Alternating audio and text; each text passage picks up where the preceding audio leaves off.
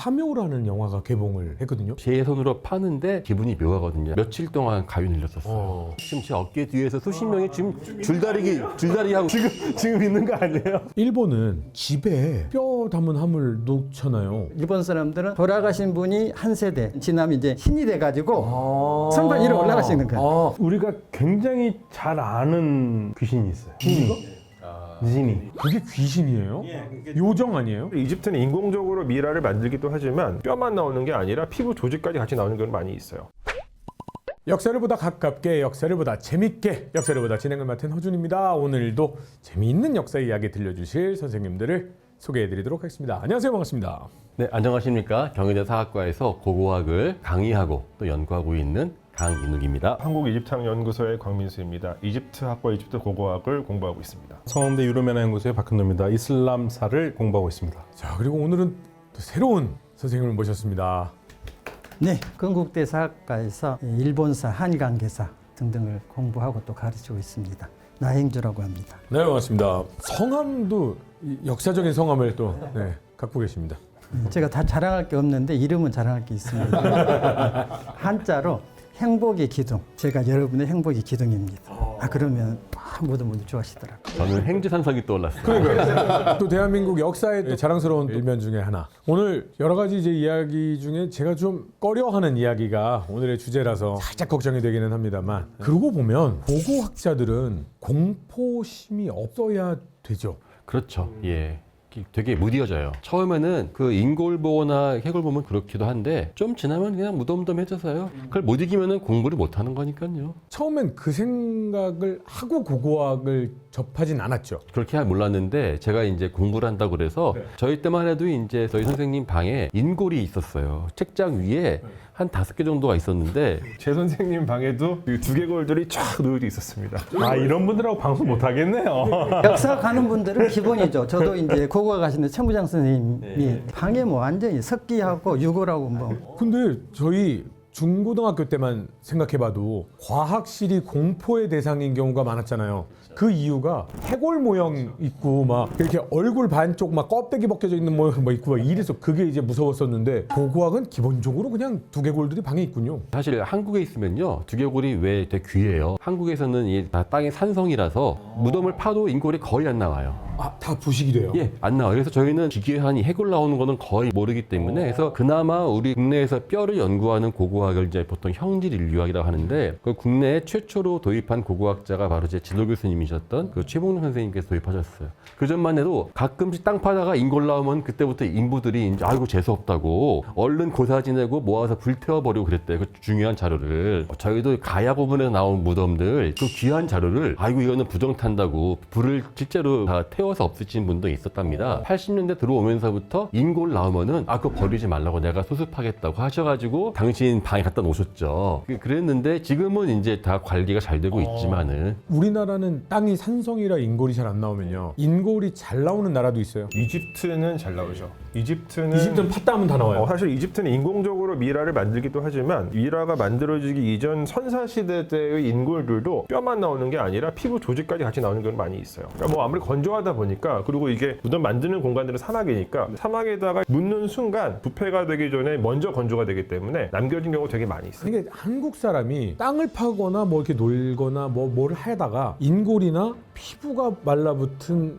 이 시신을 보면 정말 평생 지워지지 않는 트라우마라고 느낄 것 같은데, 이집트 분들은 여기 누구 무덤이었나 보다 뭐 이런 느낌이 약간은 그런 느낌이 있어요. 뭐 제가 정확한 건 알 수 없지만 예를 들어서 뭐 19세기 때부터 이제 서양 학자들이 가가지고 이제 이집트 가서 조사를 시작을 하니까 현지인들, 이집트 분들은 오히려 그걸 찾아가지고 막 팔아먹었죠. 그러니까 뭐 두려워하는 게 아니라 그런 거 있어요. 혹시 그 머미 브라운이라고 혹시 들어보신 적이 있을지 모르겠는데, 머미 브라운은 이집트에서 나오는 여러 시신들을 갈아가지고 그걸 이제 알료로 쓴 그 색깔이고 갈색이에요. 진한 갈색인데 그런 것들이 서양에서는 19세기 때부터 지속적으로 사용되는 것을 보면 이집트 현지인들은 뭐 크게 이제 너무 많으니까, 사실 너무 많아요. 미라 같은 경우도 사실 너무 많아요. 뭐 이를테면은 예전에 첫 번째 소사를 할 때 브리티시 뮤지엄에서 인턴을 한 적이 있는데 거기 이제 이집트 부에서 인턴을 했었거든요. 사실 전시되고 있는 이집트 유물은 그 영국박물관에서 한 10%도 안 돼요. 수장고에 이제 들어갈 기회가 자주 있었는데 그 수장고에 들어가면 미라실이 따로 있어요. 근데 약간 시체 안치소 같이 진짜 수백 구가 이렇게 쫙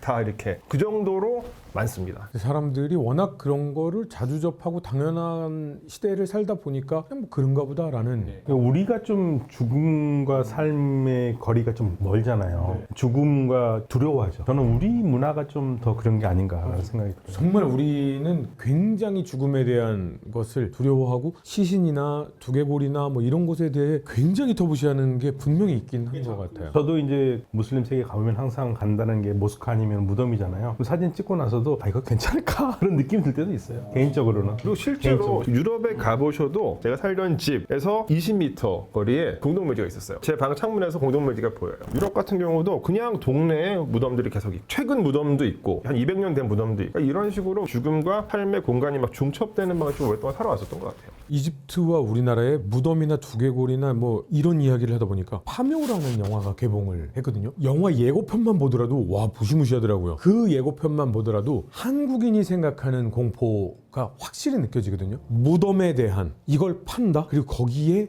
뭔가가 있다. 그 파서 뭔가 하는 행위가 어떤 저주와 연관된다. 이런 게 우리는 너무 강하잖아요. 그 물어봐 저한테 아니 무덤 파면은 귀신들 내지는 게 영혼이 안 붙냐라고 해서 아니 그렇게 해서 붙었으면 지금 제 어깨 뒤에서 수십 명이 지금 줄다리기 하고 지금 있는 거 아니에요? 무당이나 신점이나 이런 데 안 가보셨어요? 아 저는 이제 바이칼에요. 보면은 바이칼 샤만들이 모여 있는 곳이 있어요. 거기가 이제 샤만 바이라고 하는 곳이 유명합니다. 그 올원섬에 있는데 그 근처에 발견했더니만 실제로 한 7,000년 전에 샤만의 무덤이 거기서 나온 적도 있어요. 원래부터 유명한 곳인데 밤에 그렇게 자면은 막 가위 눌리고 그런 적이 있어요. 제가 한번 예전에 갔었는데 한 10명 정도 제가 끌고 갔어요. 사람들을 같이 답사 갔는데 저는 잘 잤죠. 근데 아침에 다들 다 떠 있는 거예요. 얼굴들이 가위 눌려가지고 그 앞에서 봤더니만은 흰옷을 입으신 분들이 아침부터 이렇게 제사를 지내시는 천재 지내시는데 너무 똑같은 거예요. 한국 사람들하고. 아 참 역시 이 바이칼과 샤만은 이어진다 생각했는데 그분들이 올라오는데 한국말 하면서 올라가시는 거예요. 아, 한국 분들이에요? 알고 봤더니만은 한국에서 약간 기가 떨어지신 분들이 몰래 기 받으러 오셨다라고 하는 걸 뒤늦게 들었죠. 그게 한 번 있고 또 한 번은 또 근처에 우리나라 계룡산처럼 병풍 같은 산이 있고 거기가 그렇게 그 샤만들이 많아요. 매년 같이 모여서 샤만들이 축제를 해요. 그러면은 진짜로 왜 빙이 돼서 갑자기 할머니 목소리 나오고 다 하죠. 근데 거기 제 동료 민속학 하시는 교수님들이 저한테 막 경고하는 거예요. 어느 지역 이상 가면은 그때부터 머리가 아프거나 하면은 얼른 이야기해라. 그 귀신이 뭔가 그러니까는 실제로 제가 제 동료 몇 분들이 진짜 기절을 하셨던 적도 있었어요. 그래서 절대 샤만이 이렇게 보면 뭐 늘어뜨리고 막 의식하시는데 쳐다보지 말고 샤만이 입던 옷들 입어보지도 말고 다 절대 하지 마라. 예, 그거 정말 위험하다. 저는 샤만 외투도 입어보고 아저씨 누구세요? 보기도 하고 했는데 그러니까 사실 평범한 아저씨들이에요. 할아버지들이세요. 뒤에 장군신이 계신가? 아니요. 그래서 제가 볼 때는 그게 사실 신의 길을 받는 게 와이파이 같은 거거든요. 신라 금관도 같은 원리지 않습니까? 그럼 신라 금관에 사슴뿔하고 나무가 새겨져 있는 게 결국은 이게 내려서 신 받는데 하도 많이 무덤 파가지고 와이파이가 망가진 것 같아요. 근데 사실 이게 원래 국어학이라는 학문 자체가 굉장히 그 유물론적인 학문이잖아요. 그렇기 때문에 대부분의 국어학 전공자들은 이거 과학자들하고 비슷해요. 약간 물리적인 실체가 증명되지 않는 존재는 무존재로 잠정적으로 존재하고 그리고서 무엇인가 논지를 전개해 나가는 걸 이게 합리적이라고 판단을 하죠. 이 두 분이 그래서 과학을 보다 형님들하고 가가지고 그렇게 터셨구나. 이 두 분은 과학을 보다 쪽하고도 뭔가 연계점이 좀 있네. 한 번 더 찍어요. 뭐 저기 귀신들보다 좋아요. 예, 예. 아주 좋습니다. 아, 저기 제가 이 얘기는 꼭 해주고 싶었던 게 국내에서 땅 파면은 무덤에도 인골이 안 나오니까 그 저희 뭐 제 그 연구실에 있었던 인골 몇 개는 뭐 그냥 그런가 보다 했는데 그러면 그냥 다 흙이에요 계속? 흙에서 이제 가끔씩 남아 있는 게 가장 잘 남아 있는 게 이빨이에요. 아 이는 남아요? 이빨이 가장 잘 나. 그 다음이 두개골. 그 다음이 이제 여기 대퇴골 정도인데 러시아에 제가 처음 이제 러시아 말을 모르고 유학 갔단 말이죠. 한 3개월쯤 뒤에 이제 현장에 가는 거예요. 텐트 치고 몇 개월 동안 발굴을 하는데 3,000년 전에 무덤들을 파는데 세상에 여기에 인골이 생생하게 잘 남아 있는 거예요. 그러니까 저는 그때 쇼크였죠. 제 손으로 파는데 기분이 묘하거든요. 약간 서늘한데 거기서 막 파죠. 그러면은 매뉴얼이 있어요. 두개골만 따로 포장을 하고 사지고를 모아놓으면은 요만한 사과 박스만한 데 딱 들어가요. 근데 제가 말이 안 통해가지고 텐트를 고르려고 해서 제가 조금 좋은 거 골랐더니만은 넓고 좋은 걸 유물 창고였거든요. 제 텐트 한쪽에다가 차곡차곡 쌓아놓는 거예요. 그러니까 밤에 진짜로 막 저기 텐트 치면 텐트에서 왜 이렇게 바람 불면은요 이 나뭇잎이 막 어른되거든요. 반쯤 잠든 상태에서 진짜로 거기서 그래서 막 사람들이 막 웅성웅성 나오는 거죠, 저한테. 며칠 동안 가위를 일렀었어요. 한 며칠 동안 했는데 제가 그 귀신들을 무찔렀어요. 온몸이 가위는 움직일 수 없고 눈 떠 있는데요. 막 말을 붙이는 거예요, 이 사람들 저한테. 한 몇 번째 봤는데 갑자기 드는 생각이 3000년 전인데 러시아 말 할 리가 없잖아요. 저한테 러시아 말로 계속 말을 걸었던 거였어요. 아, 요거는 내가 낮에 그렇게 러시아 말로 스트레스 받고 잠들어서 나온 환영이다. 그러니까 잘됐다. 당신들 말하는 김에 3000년 전이면 대체로 초기 인도 유럽어 계통에 그 토하르 계통인가 하면 말해다오. 그다음부터 안 나오더라고요. 그게 제 마지막 가위 눌림이었어요. 그래서 역시 그냥 그다음부터는 귀신들도 이제 어학이 딸리니까 안 나오는 것 같아요. 그러니까 강 교수님이 말씀하시니까 기를 받는다는 얘기 들으니까 제가 최근에 그 사마르칸트의 아미르 티무르 무덤에 갔다 왔거든요. 근데 그 티무르라는 말이 철이라는 뜻이고, 그래서 스탈린도 철이고, 스탈린은 아미르 티무르를 굉장히 좋아했답니다. 그래서 무덤을 파가지고 얼굴도 이제 그때 봤는데, 그래서 무덤을 파니까 그게 1941년 6월 21일인데 6월 22일에 독일군이 침략했잖아요. 그래서 그 아미르 티무르의 기운을 받아가지고 그 전쟁이 열어졌다는 얘기도 있고, 그다음에 아미르 티무르 무덤을 갔는데 거기 가이드가 저한테 그러더라고요. 여기에 무당되시는 분들이 오신다고. 왜 오냐니까 그 길을 받으러 온다고. 아미르 티무르의 길을 받으러 온다고 그런 얘기를 하더라고요. 파면 말씀하시고 무덤에 대한 독특한 인식은 역시 매장 문화하고 깊이 관련된 것 같아요. 저도 어렸을 때 공동묘지를 지나가는 게 제일 무서웠거든요. 일본 같은 경우는 이제 매장 문화 잘 아시는 것처럼 매장 문화가 아니잖아요. 일본은 매장 안 해요? 저 아닙니다. 화장입니다. 일제기 화장 문화. 물론 이제 옛날 뭐 5세기, 6세기는 이제 무덤을 썼는데 그 이후로는 뭐 7세기 이후부터는 완전 화장 문화, 완전 불교 불교식, 쪽이라서. 완전 불교식. 그런 무덤 공동묘지에 대한 독특한 관념이 있어가지고 일본의 와카야마현이라고 하는 나라를 둘러싸고 있는 그곳에 이제 고야산이라고 하는 유명한 신성스러운 산이 있어요. 그곳이 이제 공동묘지의 가장 신성한 공동묘지거든요. 그래서 일본 사람들은 좋은 길을 받으러 그 가는 거예요. 일본 역사상 유명한 이름이 있는 성인들은 다 거기에, 영웅들은, 영웅호굴들은 다 거기에 묘가 있으니까. 그런 측면에서 조금 다른데 역시 장례 문화랄지 이 매장 문화, 그 영혼이 되는 걸 건든다고 하는 게 살아있는 사람이 그거는 재앙을 스스로 초래하는 거기 때문에 그런 문화적인 차이. 그러니까 이게 이런 게좀 이집트 있는 같은 것 경우 같아요. 이제 보면 전 세계에서 온 모든 여행자들이 수십만 명이 무덤 들어가려고 다 줄 서갖고 들어가고, 또 하나는 무덤만 보는 것도 이해할 수 있어요. 근데 그 요즘에 이제 새롭게 이제 그 만든 이집트 국립 이집트 문명박물관이라는 곳에 가면은 그 신화국 시대 파라오들의 미라가 22구가 전시가 돼 있거든요. 이렇게 그러니까 순서대로 돼 있어. 아메노테프 1세부터 뭐 이시방조 시대 때 파라오들까지. 근데 거기도 진짜 수백 명이 줄 서가지고 그 파라오들의 시신을 직접 보려고 갑니다. 거기는 이제 한국 분들도 많이 있죠. 근데 이 한국 분들이 만약에 한국에서 그렇게 이제 누구 뭐 왕이나 이런 분들의 시신을 보라고 한다면 아마 굉장히 약간 그 꺼려하실 텐데. 아니, 우리도 세종대왕로 많이 가요. 애들 공부 잘하게 한다고. 실제로 제 주변에 아는 분들이 애 공부 못하면은 끌고 간대요.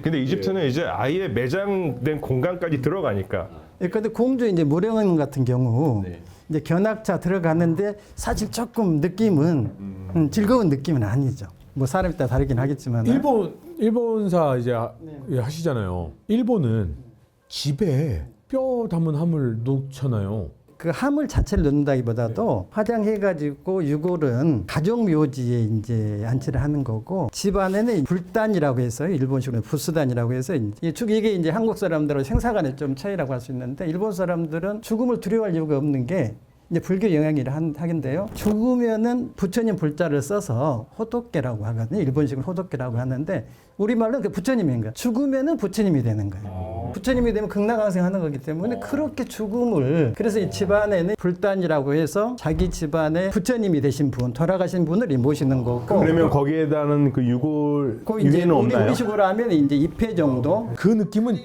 집에 불상을 놓는 느낌이에요. 그렇죠. 불상을 놓는 거죠. 그래서 일본에서 가장 망하지 않는 업종이 불상대장. 사람 계속 죽으니까. 아무리 가족이지만 집에 왜 저걸 놓지 그랬는데. 이제 가미다나라고 해서 이제 신을 또 모시는 선반이 있어요. 그래서 1층은 불상, 부처님 모시는 거고 2층은 이제 조상신. 그래서 이제 일본 사람들은 돌아가신 분이 한 세대 30년이거나 50년 지나면 이제 신이 돼가지고 선반 위로 올라가시는 거예요. 여기는 우리 가족 돌아가셨으니까 부처님 됐고 이제 그 몇 세대가 넘어가면 신이 됐고 조상신.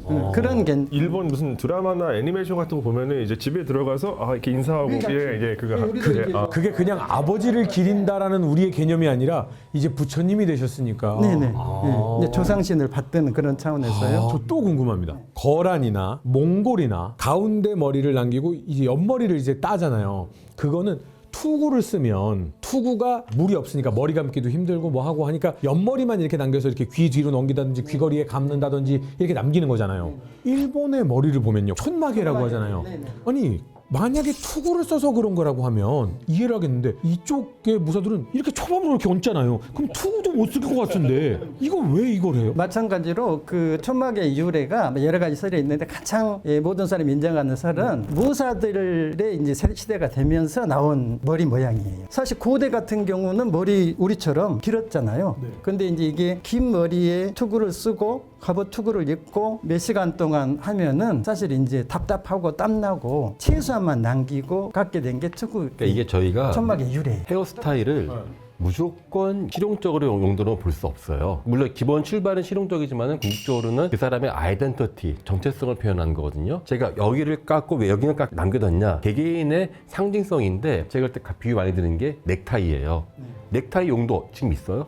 없거든요. 상징성만 남은 거예요. 아마 처음에는 촌마개도 했겠지만 나중에는 하나의 상징성으로 남게 되었다. 그래서 이제 그 상징성 말씀하셨는데 무사 시대가 이제 싸움을 하던 시대가 가마쿠라 무로마치라고 하는 요 시대를 지나면 이제 에도 시대 잘 아시는 1600 이후 에도 시대라는 게 도쿠가 이에 시대가 나오잖아요. 싸움이 없는 평화의 시대가 오는 거거든요. 무사이지만은 싸울 일이 없어요. 투구 쓸 일이 없는 거죠. 이때부터 우리 강 교수님 말씀하신 것처럼 머리 스타일을 얼마나 멋지게 하는가가 자기의 스테이터스를 얘기하는 신분 표식인 거예요. 가장 멋지게 머리를 하는 사람들이 가부키 배우. 그 사람들이 이제 보여주는 머리를 하면은 무사 상층 다이묘라고 칭하는 사람들이 따라하고 또 예컨대 이제 여자들 같은 경우 요시하라의 유각에 유녀들이 화장이나 멋부리면 그거를 이제 다이묘의 부인들이 또 헤어스타일을 따라. 미용실 가면은 그 연예인들 누군 머리 해주세요 그거랑 비슷하게 저희가 공포스러운 얘기를 이제 하면서 시작을 했다가 저 MC로서 진짜 공포스러운 건 그 오프닝이 이제 아직 안 끝났다라는 건데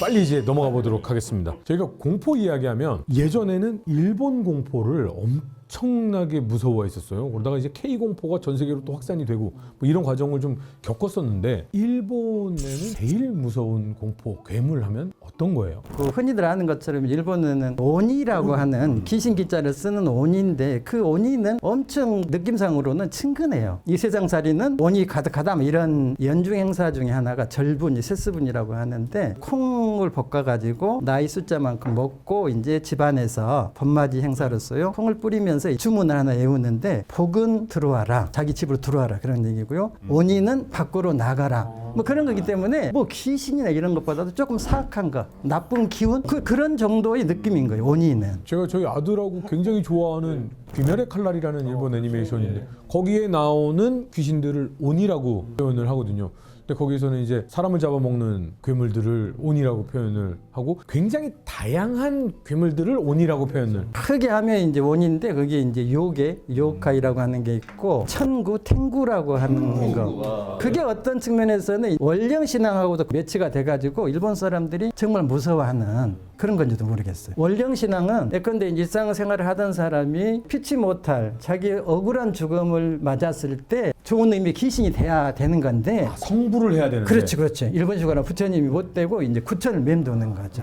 원한을 가진. 그렇죠. 월령이 말 그대로 원한을 가진 월령이에요. 그 이제 월령 신앙이라고 하는 예컨대 대표적으로 이제 정치적으로 잘못이 없는데 라이벌에 숙청당했거나 이래가지고 그 유명한 게 이제 학문의 신 스가를 미치자네라고 하는요 텐만구라고 하는 곳에 모셔진 일본의 시험 때 가장 좋아하는 학생들이 좋아하는 곳이요. 그런 경우에 반드시 일본은 자연 현상이 일어날 거잖아요. 벼락도 때리고 뭐 천둥 번개도 날리고 뭐가 있으면은 그때 일본 사람들이 이제 그 스가를 미치지 않아요. 원령이 지금 현재 있는 사람들한테 뭔가 재앙을 뿌렸다 이렇게 생각하는. 도저히 설명할 수 없는 일이 일어났을 때 이제 원령이 그 한 많은 장군들을 섬긴 거는 전 세계 공통, 우리도 마찬가지인 게 최영 장군 되게 좋아하잖아요. 예전에 90년대 초반에 한번 북한산 조사한 적이 있었는데요. 지금 북한산 대부분 개방되어 있었는데 그때만 해도 대부분이 작전 지역이었거든요. 그 안에 있는 암자들을 조사한 적이 있었어요. 특별 허가를 받아가지고. 저는 그때 물론 보조원이었는데 와, 최영 장군이 불상보다 더 많은 것 같아요. 아니면 중국에선 제일 좋아하시는 분들이 관우. 결국은 모든 사람들 자신의 어떤 부족한 부분들을 원명을 통해서 풀려고 하는 것 같다는 게 들더라고요. 혹시 뭐 중동이나 이슬람에도 그런 귀신, 뭐 무서운 존재, 괴물 이런 것에 대한 이야기가 있어요? 우리가 굉장히 잘 아는 귀신이 있어요. 지니. 그게 귀신이에요? 요정 아니에요? 이슬람 이전에 있었던 정령이라고 보는데 단수가 진니고요. 복수가 진이에요. 근데 이제 진니인데 진니 발음이 어떻게 진이가 됐는데 이슬람 이전에는 여기를 막 두려워했던 것도 있는 것 같아요. 저는 이제 수업 시간에 어떻게 이거를 설명하냐면 사람에게 굳이 해를 끼치진 않는데 어두컴컴한 곳에 뭔가 있을 것 같은 그러한 존재 있잖아요. 그러한 존재고 우리의 도깨비와 천여귀신의 뭐 그 혼합이라고 그럴까요? 마술램프에 나오면서 대중화가 되어버렸잖아요. 소원 들어주는. 네, 소원 들어주는. 우리가 막 찾고 싶은. 네, 그게 이슬람에서 진이가 그게 영령신앙입니다. 그러면 원래 우리가 아는 소원을 들어주는 진이 아니면 그 전에는 어떤 의미였었어요? 약간 무서우면서 거기 숭배를 했던 것도 해대요. 그런데 이슬람이 들어오면서는 전부 다 이제 하느님이 만드는 존재로 변해버렸고 인간에게 반드시 해를 끼치지는 않는데 그렇다고 해가지고 인간하고 그렇게 친하지도 않고 하느님을 믿기도 하고 믿지도 않기도 하고 믿는 진리는 신자 진리고 안 믿는 건 불신자 진리고 이런 식으로 구별을 합니다. 이슬람이 들어와가지고 중화시켜버려요. 불가사의한 무서운 존재, 약간 이런 느낌. 힌두의 신들이 불교로 들어가면 이제 순화된 신으로 나타나는 거하고 좀 비슷하네요. 지금 말씀이. 그러면 중동 쪽에는 그렇게 막 엄청 한국이나 일본처럼 엄청 무서운 공포 막 이런 거 저는 없나요? 그런 거는 제가 공부가 부족해서 그런지 모르겠습니다만 잘 못 봤어요. 그럼 공포 영화 안 만들어요 거기는? 공포 영화 같은 거를 제가 별로 적이 별로 없는 것 같아요. 좀 일종의 터부가 있어요. 그러니까 귀신이나 나온다든지 그런 걸 만들지는 않죠. 종교가 센 곳은 이 기독교 쪽도 유일신이기 때문에 귀신이라는 존재 자체를 부정하잖아요. 통제 대상이 되죠. 우리처럼 뭐 신발이 좋은 무당이 나와서 뭐를 한다든가 그건 상상할 수 있을 없죠. 수가 없는. 예. 이집트는 뭐 이렇게 뭐 자질구레한 그 안 좋은 존재들이 있지만 고대 이집트인들이 정말 무서워하던 정말 강력한 정말 공포의 대상이 되던 존재가 둘 정도가 있어요. 첫 번째는 아마 그 뭐 많이들 보셨을 텐데 이 문나이트에서 그 최종 빌런으로 등장했었던 뭐 암무트 혹은 암미트라고 하는 신이 있어요. 여신이에요. 이 신은 신인데 사실 뭐 숭배의 대상이 된 적은 없는데 공포의 대상은 되거든요. 이 암무트라는 이름 자체가 죽음을 먹는 자란 뜻이에요. 아마 그 해리포터 보시면은 그 죽음을 먹는 자들이라는 조직이 나오거든요. 그 볼트모트를 추종하는 사람들. 맞아요. 영어로 뭐 데스 이터스라고 하는데 아마 이 이름도 이 암무트에서 아마 영향을 받았던 것으로 생각이 돼요. 근데 이 암무트는 어떤 존재냐면 그 고대 이집트인들은 죽고 나서 저승을 통과한 다음에 저승에서 심판을 잘 받아서 내세로 넘어간다라는 사후 세계관을 갖고 있었는데 이 저승의 최종 관문에서 그 심장 무게를 재는 의식을 해요. 그러니까 그 망자의 심장과 그 다음에 이제 마트의 상징이라고 하는 깃털 무게를 재는데 이 심장이 이 깃털보다 무거우면은 그 사람 죄인이에요. 그러니까 이게 무겁지 않으면은 거길 잘 통과해서 내세에 가서 부활하는 건데 만약에 심장이 무겁다 그러면 그 심장을 암무트가 먹어버려요. 예, 부활이고 뭐 아무것도 없고 그냥 절대 무해 상태로 돌아갑니다. 근데 이 암무트는 생김새 자체가 굉장히 공포스럽게 묘사가 되는데 머리는 악어예요. 그리고 몸의 앞쪽은 사자, 그 다음에 몸의 뒤쪽은 하마. 그래서 악어, 사자, 하마가 이제 합쳐져 있는 존재인데 이 세 가지 동물은 고대 이집트인들이 가장 두려워하던 존재였어요. 공포의 총체라고 할 수 있는 그런 존재이고 또 하나는 그 아포피스 혹은 아펩이라고 불리는 존재인데 이 존재는 뭐 신이라고 하기엔 좀 그렇고 어쨌건 악tin 포진을 갖고 있는 신이에요. 거대한 뱀으로 묘사가 됩니다. 또 고대 이집트인들이 우주관에 따르면은 이 태양이 밤 동안에는 저 지하 세계를 이렇게 쭉 통과해가지고 다음날 아침이 되면 다시 동쪽으로 떠오른다고 생각을 했는데 했는데 그 지하 세계로 통과하는 과정에서 태양이 또 겪게 되는 여러 가지 어려움들이 있어요. 근데 그 중에서 그러니까 태양신 라죠. 태양신 라의 가장 강력한 적수가 되는 존재예요. 혼돈의 군주라고도 이제 불리기도 하는데 예를 들어 아포피스가 태양한테 승리하면은 태양이 없어지는 거죠. 그러면 더 이상 이 세계가 존재할 수 없게 되기 때문에 가장 이집트인들이 두려워하던 존재였습니다. 그리고 고대 이집트는 참 말도 많이 만들어낸 것 같아요. 그러니까 이슬람 세계는 그런 건 없고요. 그러니까 무함마드가 계시를 받았다고 사람들한테 얘기했었을 때 사람들의 반응 중에 하나가 저거 진에 씌운 놈이다. 마주누 그러거든요. 마주누 하면 미친놈 아니면 진에 씌운 놈. 그러니까 무함마드가 자기가 나는 진에 씌운 사람이 아니다라 얘기를 하거든요. 그러니까 그런 식으로 중화되죠. 뭐 침작을 먹고 뭐 그런 건 얘기가. 동양 문화권에서 보면요, 그러니까 심리적인 공포를 굉장히 무서워하는 그런 좀 공포가 있는 것 같고요. 미국에서 보면 죽음을 거스르는 것에 대한 공포, 좀비나 흡혈귀, 뭐 약간 그런 쪽의 공포. 이 유럽, 아프리카 쪽을 보면 괴물, 공포에 대한 기준이 왜 이렇게 다른 걸까요? 저는 가끔 그 생각하는데 이거는 아무런 역사적 근거 없습니다. 우리는 산맥이나 이런 게 많잖아요. 그러니까 무서운 귀신도 많은 것 같아요. 음침한 것도 많고. 저는 중동에서 진짜 무서운 거는 뭐냐면 귀신보다도 망루에서 보고 있는데 막 말발굽을 휘달리면서 대군이 막 저쪽에서 오는 게 다 보이는 거. 저는 그게 진짜 공포고. 공포라는 게 권력이 많으면 많을수록 공포도 많아지고 귀신도 많아진다고 생각하거든요. 정말 배고프고 하루하루 힘든 사람들은 귀신을 많이 못 만들어내요. 정말로 자기 가진 게 많은 사람들은 어떻게든 이거를 내가 유지하기 위해서 각종의 불안감이 또 귀신을 다양하게 만들어낸다고 생각되는 게 아까 잠깐 이야기했지만 그 왜 아미르 티무르, 사마르칸트에 있는 티무르 왕의 무덤을 발굴한 게 스탈린이거든요. 근데 공교롭게 발굴한 다음 날 전쟁이 독일에 오니까 스탈린이 그렇게 노심초사를 해가지고 1년 뒤에 다시 이제 안장시켜라. 원래는 유물론적으로 믿으니까 이거 우즈베키스탄 사람들 다 너희들 믿는 그 사람 뼈다가밖에 없어. 이렇게 하려고 했는데 전쟁 나니까. 그래서 심지어는 어떤 썰에 의하면은요, 그 유고를 가지고 이제 모스크바에서 다시 사마르칸트 갈 때 독일과 싸우는 전선을 돌게 하고 저주를 갖다가, 그러니까 그 말이 그러니까 확인 안 되는데 상당히 그럴듯하게 나오고 있어요. 그런 다음에 1년 뒤에 다시 급하게 그 재단단 시켰는데 그때 드는 비용이 그 지금 따지면요, 일개 사단이 한 달 동안 먹고 사고 할 비용들을 갖다 부었대요. 다시 묻는데. 근데 그 당시에 모스크바 발 앞에까지 와가지고 언제 무너질지 모르는 상황에서 그 엄청난 병력을 지원할 비용으로 다시 묻었다. 원래는 아미르 티무르는 이렇게 뼈밖에 안 남았다고 거대한 전시회를 할 예정이었는데 다 취소. 그 다음날 진공을 받았으니까요.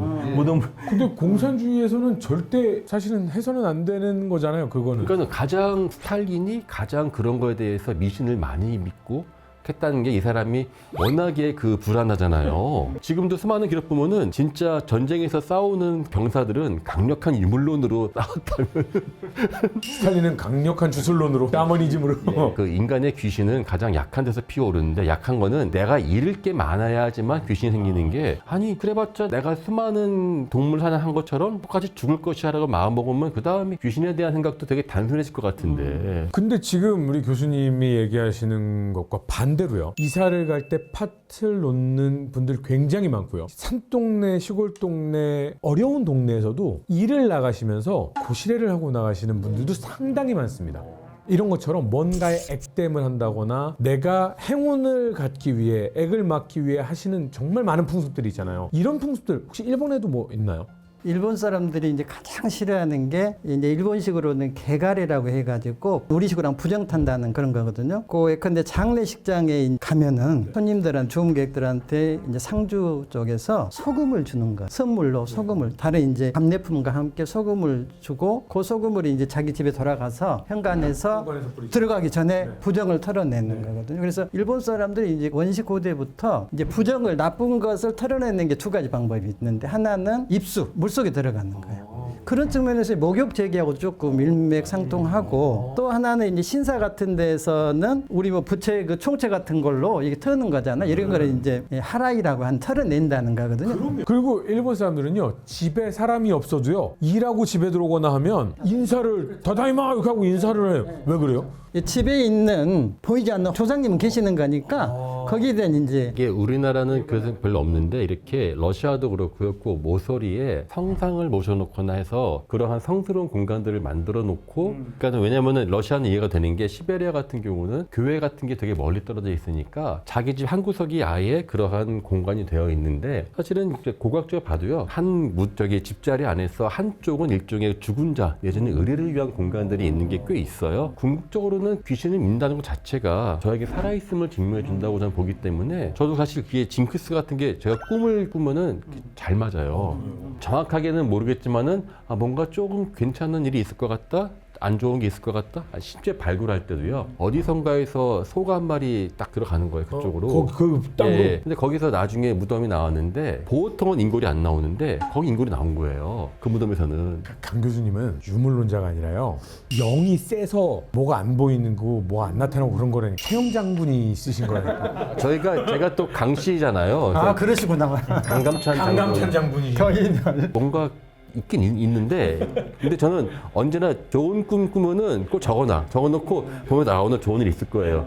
하면 정말 좋은 일이 생기기도 하고요. 신기하네요. 근데 일본 같은 경우가 이제 전형적으로 다다미 방은 이제 일상의 주거 공간이고 신들의 공간이 따로 있거든요. 도코노마라고 해요. 보통은 다 다다미가 깔려 있는데 한 공간만큼 집 한 칸만큼은 마룻방이에요. 마룻방. 이곳은 신들의 공간이에요. 그 방이 따로 있어요? 네네. 그러니까 보통의 그냥 일본 전통 가옥에 보면 모든 집에 있었어요. 지금은 이제 일본 사람들이 평균 한 20평 남짓 산다고 하잖아요. 공간이 좁으니까 상징적으로 가장 큰 방에다가 한 뭐 1m 정도의 마루를 놓고 여기가 바로 이제 도코노마인가예요. 그럼 거기는 아무도 안 들어갑니까? 아니 들어갈 수밖에 없죠 이제. 지금은 이제 거주 공간이기 때문에. 근데 그래서 그전에는요? 이제 옛날에는 거기는 이제 손님들 오면은 일반 사람들이 아니라 손님들 오면 그 방으로 모시는 거죠. 옛날 이제 일본 집에 놀러 가서 그 집에 초대받아서 그 집에서 잠을 자게 되면 약간 음습한 기운을 느끼면서 자게 되겠네요. 그 방이 약간 음의 기운을 가진 방인 거. 그렇게 생각하면은 신들이 지켜보는 신성한 공간이죠. 보고 계신 거잖아. 신성한 공간이 있으니까 걱정하실 필요 없는 거지. 예. 아 이게 마무리를 지어야 되는데 너무 궁금한 게 많아서 우리 나인중 씨님 너무 재밌게 얘기해주셔서 오해라는 게 예전에 하나가 있어서 이게 오해인지 아닌지 좀 하나 풀어주셨으면 좋겠어서 우리는 성씨가 굉장히 적잖아요. 일본은 성씨가 어마어마하게 많잖아요. 뭐 헤아릴 수 없을 정도로 많죠. 그래서 말도 안 된다라고 저는 생각했는데 이 사람이 우물 옆에서 엄마 아빠가 사랑을 했으면 성이 우물 뭐 이게 되고 밭에서 사랑을 나눴으면은 뭐 이렇게 해서 성씨가 많아졌다라는 이야기는 잘못된 얘기죠. 그거는 좀 후대 사람들이 만들어낸 얘기 같고요. 이제 성씨가 많은 이유는 원래 성이라고 하는 것 자체가 고귀한 신분 표식이잖아요. 메이지 신유의 3인 평등이 되기 이전에는 이 무사시대 700년 동안은 성씨를 얘기할 수 있는 사람이 지배계급이거든요. 그대로 내려가면 더 말할 것도 없죠. 그래서 예컨대 이제 신찬성시록이라고 하는 일본의 이제 최고 지배층대 척보, 거기에 척보에 올라가 있는 사람이 한 1182시족이 됐는데 그 숫자만 하나도 우려 비교 못할 정도로 많잖아요. 성씨 자체가 신분 표식인 거죠. 근데 이제 한 가지 재밌는 거는 일본에는 성씨가 없는 집안이 잘하시는 것처럼 한 집안이 있잖아. 천황 집안. 네.